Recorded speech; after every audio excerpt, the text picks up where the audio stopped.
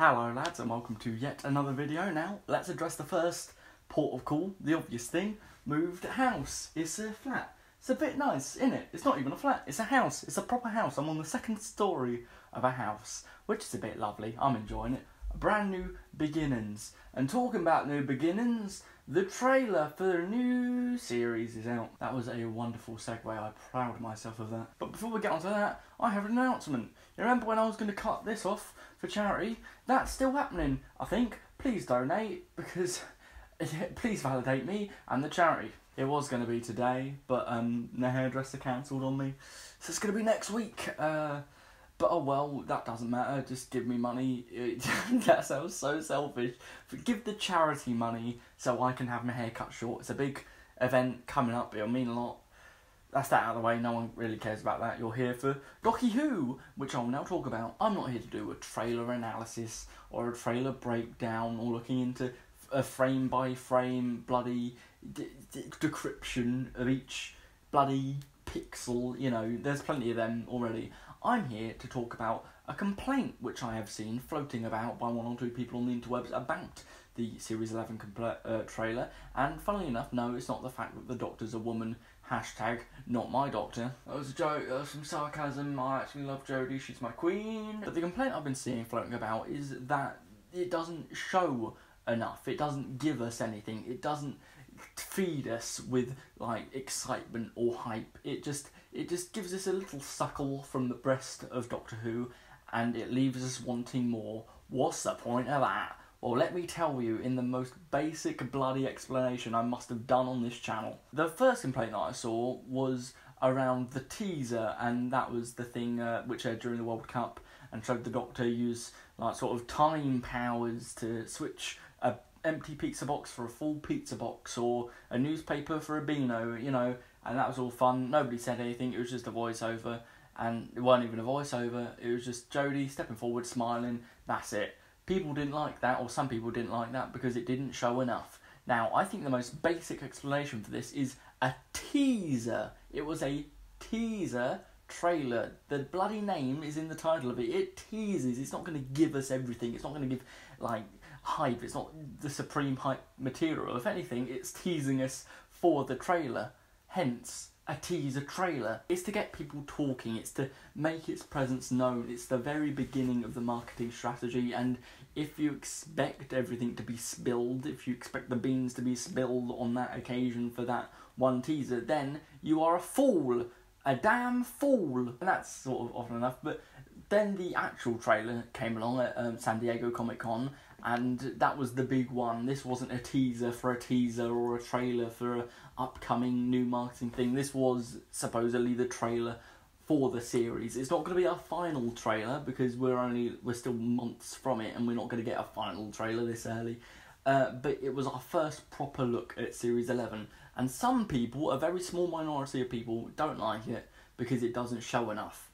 Excuse me, what do you want? The whole purpose of a trailer is to give you a taste of what's coming up, to give you a little sort of suggestion of what's to come. I think a major complaint about broad film blockbuster trailers is they get too much of the plot away, and they tell you who the villain is, and they tell you the outcome and the twists in some of them, and a lot of people have been complaining about that, if I can say words, because it gives too much and there's no point in seeing it. People, for some reason, are complaining about the exact opposite. We know nothing going into this series apart from who the Doctor is, who the companions are, and that it's Doctor Who, and that's all we know, and that's fucking perfect in my view. Why people are complaining about it, I have no idea. I'm very cautious, because these walls are paper thin and people are unpacking next door. And it's not even true that we don't know anything apart from who the Doctor and companions are, because if you want to look into the trailer, not as an analysis, but just as a basic look at what the trailer entails, we know that the series is going to revolve around the characters and their stories. There were no monsters shown in the trailer, which shows that it's not going to be a giant sci-fi like CGI fest. It's going to be very character led, and character sort of, the development is going to be on those more than the story arc, which is something that Stephen Moffat's era was sort of criticised for, this is going to be led by the character arc. The main voiceover wasn't about time or space or adventure, or it had tastes of that, because after all, that is what Doctor Who was about, but it was about friendship.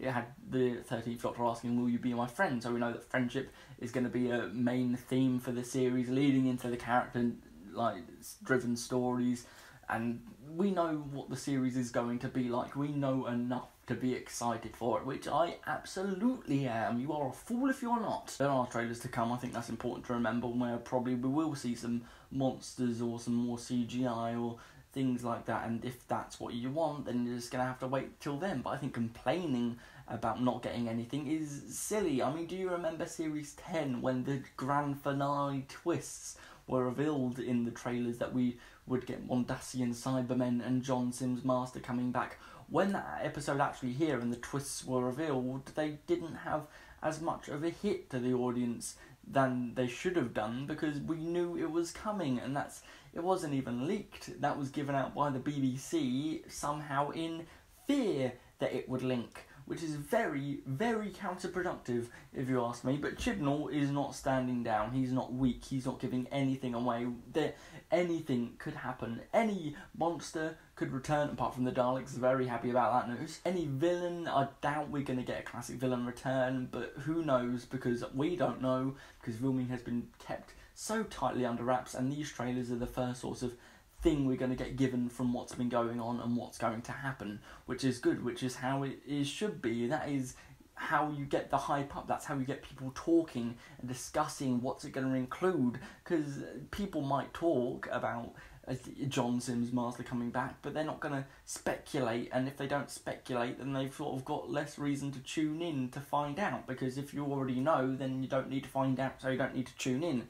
It's a very vicious cycle. So yeah, don't bloody complain about trailers not having enough, because they're not supposed to. If you want the actual content, then you're going to have to be excited for the series, which, funnily enough, almost as if it was done on purpose, is what a trailer's for. Who knew? We've come full circle. So yeah, what do you think about the trailer? I don't care, but put it in the comments anyway, because, you know, it looks like people watch my videos if people comment.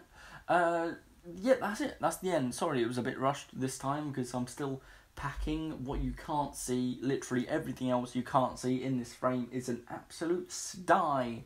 So yeah, that's that. Remember, please donate to my hair thing. And that's the end.